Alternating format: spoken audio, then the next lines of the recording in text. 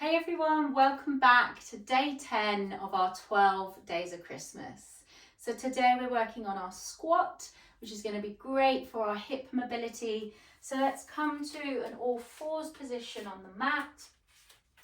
Tuck your toes under and start to slowly roll over your toes so that you're now kind of right on the tips of your toes into this squat position. Now, if this feels a little challenging already for you here, there isn't enough range perhaps in the hips or the ankles, you can still practice a hip hinge from a standing position. So maybe your hands are on the thighs there and you're taking it more from a kind of more upright position. And what we're going to do from there is with your toes on the ground, your hands on the ground option here, swivel your hips side to side. Let your weight shift from your heels to your toes. If you're more in your upright position, same thing here. Maybe you sway side to side, shift that weight from heel to toe, lightly moving through those hips. Good. Just keeping a little bit of movement going in, working into that range of your hips. Maybe you make to bring the hands away so there's less work with your hands and you let the hips do a bit more of the movement.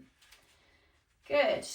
From there, we're going to start to get to a little bit more of a static place. Now, it might be that your heel bones are off the floor, and if you have any prop or block to hand, you could actually place your heel bones there onto your block there. And then we'll take the hands to prayer position and firmly press the heels of the palms together to then broaden out the elbows there.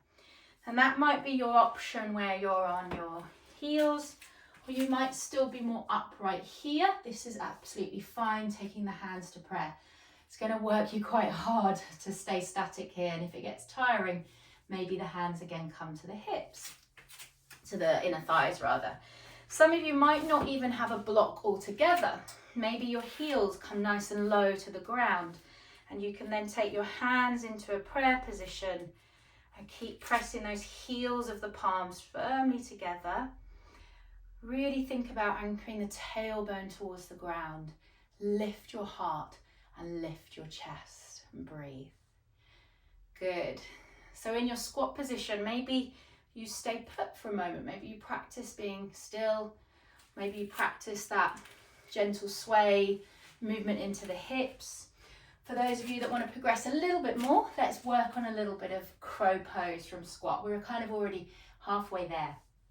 Now it could be that you use a block again, place that under your heels. It could be that you have a cushion in front of you. That really helps you as well, just feel a little bit more comfortable that you've got something in front of you for a little bit of arm balancing prep. So if you've got your heels on the block, this is going to help elevate you slightly. Let's bring our hands down onto the ground, shoulder width apart roughly. Fingertips spread nice and wide. Now, important thing with arm balancing here is that we don't look down.